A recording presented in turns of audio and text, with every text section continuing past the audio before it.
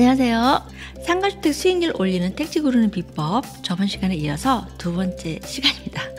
여러분, 아파트에 로얄층 있죠. 다른 동보다 5천만 원, 1억 이상 더 비쌉니다. 비싸게 샀지만 또 팔 때는 어떤가요? 로얄동은 매매가 잘 나오지 않습니다. 그리고 나오면 또 빨리 팔리죠. 그리고 내가 준 프리미엄만큼은 받습니다. 살고 있는 동안 좋고 임대도 로얄통이 잘 나가죠. 매매할 때도 잘 팔려요. 그런데 비싸다고 싼 동양이나 저층 아파트는 어떤가요? 매매할 때 싸도 팔리지 않습니다. 내가 싸게 산 가격보다 더 내려야 팔립니다. 그만큼 가치가 다 있습니다. 택지는 더 차이가 나요. 위치가 좋은 택지라서 1억을 더 주고 샀어요. 그럼 택지로만 끝나는 게 아니에요. 좋은 입지에 건물을 올리면 그 건물의 수익률도 높아지죠. 임대도 잘 나갑니다. 그럼 건물의 매매가는 높아질 수밖에 없습니다. 똑같은 건축비를 들여서 건축을 했어도 어느 입지에 있느냐에 따라서 건물의 매매 가격은 더 높게 받을 수밖에 없습니다. 택지로 한번 올려받을 수 있고 건물로 또 한 번 이렇게 두 번의 프리미엄을 가져가실 수 있습니다. 자, 택지가 얼마만큼 중요한지 아시겠죠? 택지 고르는 비법 시작하겠습니다. 상가주택 수익률 높이는 택지 고르는 비법. 전면이 많이 노출된 택지를 골라야 합니다. 전면이 많이 노출됐다는 게 무슨 말인지 모르실 수 있으니까 제가 도면을 보고 설명을 할게요. 보시면 이렇게 광고면이 3면이죠. 여기는 양쪽 두 면이고 그리고 여기는 한 면이에요. 그 전면이 노출이 많을수록 좋다라는 거죠. 이렇게 3면으로 이렇게 이런 것들이 아주 좋은 자리예요. 자, 현재 이 모습을 현장에서 보여드리겠습니다. 여기 3면을 보여드릴 건데요. 여기는 이제 두 개의 상가로 나눠져 있고요. 여기 같은 경우에는 레스토랑이 3면을 다 쓰고 있습니다. 이 두 개의 도면 현장 모습 보여드리겠습니다. 이렇게 3면 코너인데 오른쪽 수국 빵집이고요. 왼쪽은 카페예요. 면이 굉장히 많죠? 이게 3면 코너로 된 거예요. 자, 여기는 경양식집인데요. 3면 코너로 남쪽 3면 코너입니다. 굉장히 상가가 넓습니다. 당연히 임대료도 높게 받을 수 있겠죠. 다음은 코너 보겠습니다. 이쪽이 남쪽 코너, 여기는 북쪽 코너, 이 두 군데를 보여드릴 건데요. 여기는 84평 정도 돼요. 그래서 3개로 상가가 나눠져 있어요. 부동산, 바, 치킨집, 그리고 여기는 빨래방, 닭발, 피자나라 이렇게 3개로 나눠져 있거든요. 현장 모습 보겠습니다. 부동산, 바, 치킨집 3개로 나눠져 있습니다. 보시면 주차를 한 10대 이상 될 수 있어요. 굉장히 공간이 넓습니다. 빨래방, 닭발, 피자나라 여기도 코너이기 때문에 이렇게 주차가 굉장히 좋아요. 상가가 3개면 임대 수익률도 높을 가능성이 높죠. 그리고 가장 좋은 거는 뭐냐면 공실 위험이 적어요.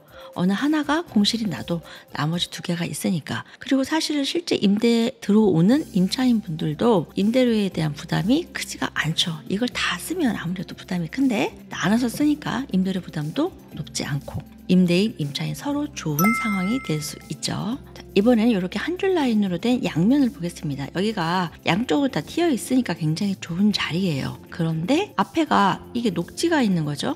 그러면 좋지 않을까요? 이렇게 공간은 넓고 라고 생각하실 수 있습니다. 하지만 상가는 녹지가 있는 게 오히려 마이너스예요. 보겠습니다. 현장 보시겠습니다. 이렇게 상가주택 앞에가 녹지가 있기 때문에 전면을 다 가려요. 그래서 이게 오히려 광고 효과가 떨어지는 거예요. 대로인데도 불구하고. 그리고 여기가 사실 진입이 안 되는 도로거든요. 그래서 뒤쪽으로 다 돌아서 가야 되는 상황이라서 이게 녹지가 있는 게 오히려 마이너스다라고 생각을 하셔야 됩니다.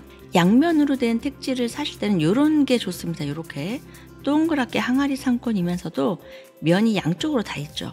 이렇게 양쪽으로 다 면을 사용할 수가 있습니다. 이 뒤쪽으로는 주차를 했어요. 이렇게 주차를 뒤쪽으로 하고 이 가운데 라인 안쪽으로는 도보가 있어요. 도보가 있어서 상권 형성이 아주 좋습니다.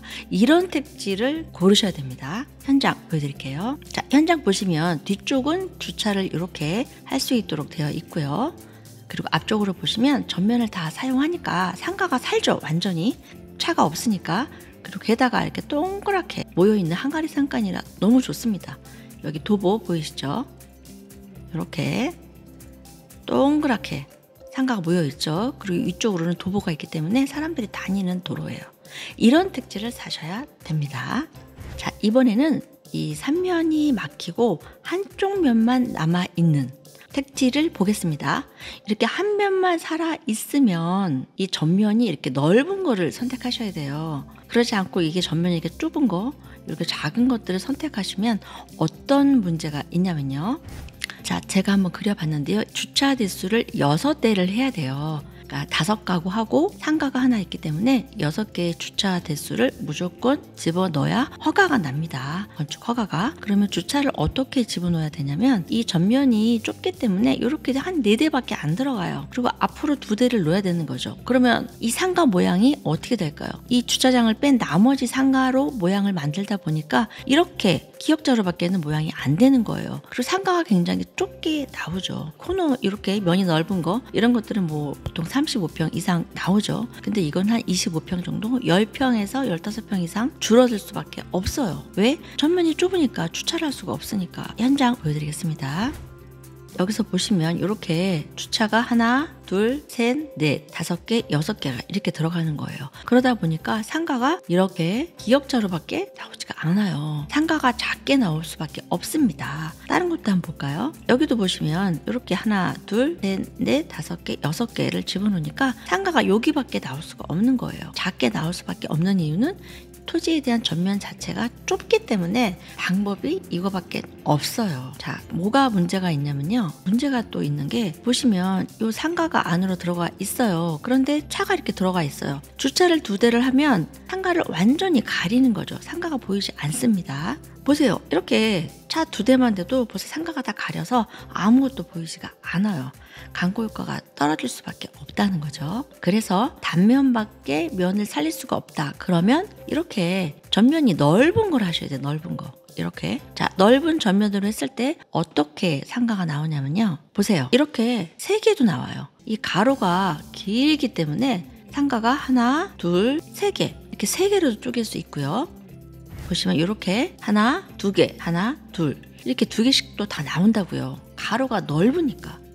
이렇게 택지의 노출면이 넓을수록 상가주택의 수익률을 올릴 가능성은 높아집니다. 그만큼 택지 선택이 중요합니다.